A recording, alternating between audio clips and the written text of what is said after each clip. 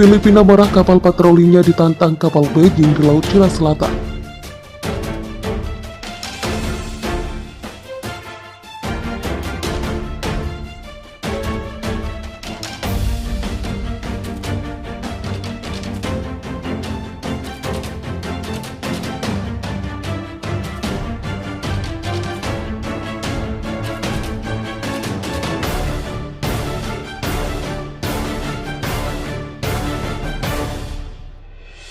Filipina telah mengeluarkan protes diplomatik atas kapal-kapal Cina yang menantang kapal-kapal Manila yang berpatroli di Laut Cina Selatan. Kapal-kapal Cina itu membunyikan sirine, klakson, dan komunikasi radio yang mengancam kapal-kapal Filipina. Pernyataan itu diungkapkan Kementerian Luar Negeri Filipina pada Rabu 20 Oktober 2021. Ketegangan antara Manila dan Beijing telah mendidih selama bertahun-tahun di jalur perairan strategis yang kedua negara memiliki klaim teritorial. Tindakan provokatif ini mengancam perdamaian, ketertiban, dan keamanan Laut Cina Selatan dan bertentangan dengan kewajiban Cina di bawah hukum internasional. Papar Kementerian Luar Negeri Filipina di Twitter. Kementerian mengatakan pada Rabu bahwa ada lebih dari 200 tantangan seperti itu terjadi saat Filipina melakukan patroli rutin di sekitar wilayah dan zona maritimnya. Filipina tidak menentukan selama periode waktu apa tantangan itu terjadi. Kedutaan Besar Cina di Manila tidak segera menanggapi permintaan komentar di luar jam kerja.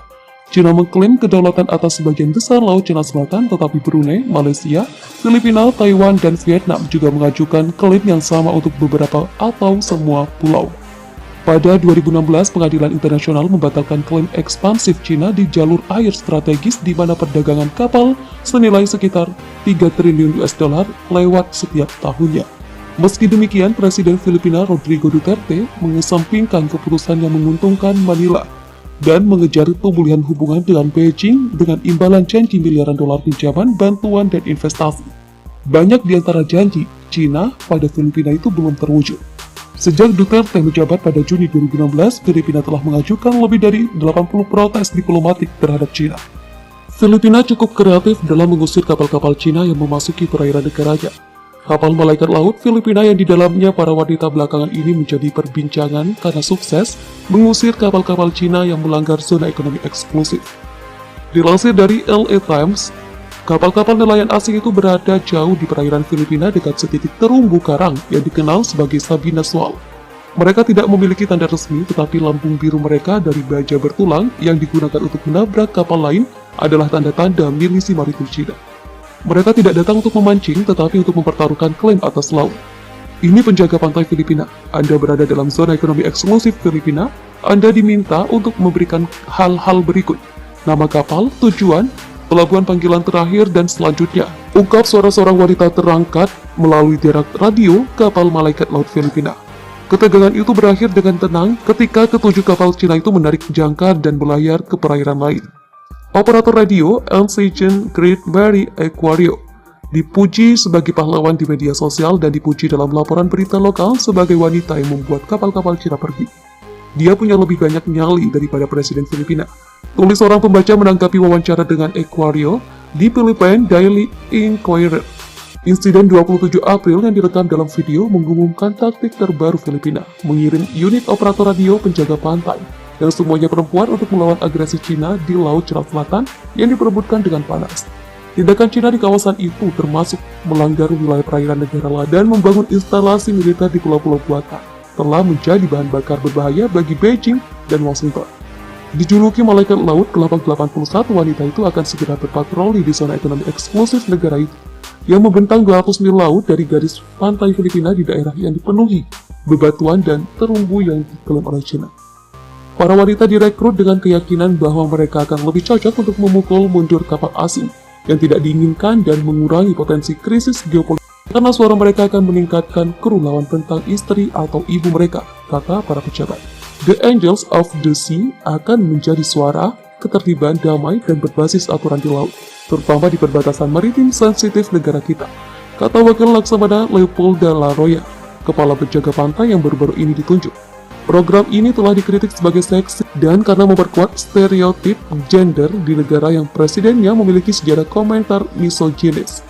Ini menyepelekan sengketa laut yang sudah berlangsung lama dengan Cina, menurut organisasi politik advokasi perempuan Gabriela. Penjaga pantai membela gugus tugas mengutip pertemuan Al Serio di Sabina Shoal, serta insiden lain 2 bulan kemudian ketika dia dengan damai mengusir sepasang kapal penangkap ikan Vietnam dari perairan Filipina sebagai bukti keberhasilannya. Ini tidak seksis, kata Laksamana Muda Ronnie Jel Gavan yang mencetuskan ide unit ini pada 2018 setelah memimpin operasi anti pembajakan di Laut Sulawesi. Ini adalah pemanfaatan kekuatan mereka secara optimal. Ada hal-hal yang hanya bisa dilakukan oleh wanita, manajemen krisis adalah salah satunya. Annabelle de la Crosse yang direktur untuk unit Angels setuju. Putri seorang polisi wanita, de la Crosse berkata, wanita memiliki kesabaran lebih, kami dapat mengirim pesan yang kuat dengan nada yang tenang. Apakah gender membuat perbedaan dalam menegakkan kedaulatan maritim masih bisa diperdebatkan. Tetapi program Angels yang telah menarik skeptisisme dari para sarjana hubungan internasional dan studi gender menyoroti kesediaan tiba-tiba Filipina untuk menghadapi provokasi Cina setelah bertahun-tahun tidak bertindak. 1,4 juta mil persegi perairan di jantung Asia Tenggara adalah salah satu wilayah yang paling disengketakan di dunia. Dengan klaim yang tumpang tindih dari 7 negara, semuanya berlomba-lomba untuk mendapatkan akses yang lebih besar ke sumber daya energi lepas pantai yang luas dan kontrol jalur air yang bertanggung jawab atas 1/3 dari pengiriman global tahunan. Tidak ada negara yang berperilaku lebih agresif daripada Cina, mengklaim hak historis atas hampir seluruh laut. Ia telah membangun lusinan pos terdepan di terumbu yang disengketakan dan tepian pasir kecil. Beberapa di antaranya sekarang memiliki landasan terbang. Milisi maritim Tiongkok berfungsi sebagai kekuatan angkatan laut yang tidak teratur, menggunakan kapal sipil untuk mengancam kapal dari negara lain. Cina juga telah memberikan wewenang kepada penjaga pantai untuk menembakkan senjata, dan menurut agar kapal asing, termasuk kapal selam dan kapal tangkap minyak melaporkan kehadiran mereka kepada pihak berwenang Cina. Beberapa negara telah mengambil beban penambahan Cina lebih keras dari Filipina. Selama bertahun-tahun perselisihan itu telah menjadi sumber rasa malu nasional dengan hilangnya wilayah ke tangan Cina, seperti terumbu karang seukuran Manhattan, yang dikenal sebagai Scarborough Shoal pada tahun 2012.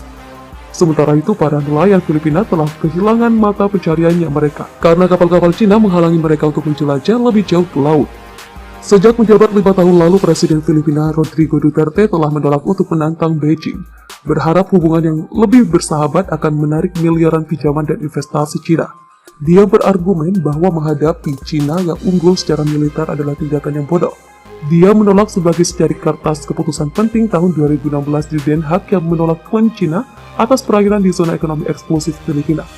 Tetapi ketika sumbangan finansial tidak pernah terwujud dari kritik meningkat bahwa Duterte merendahkan diri di hadapan Cina.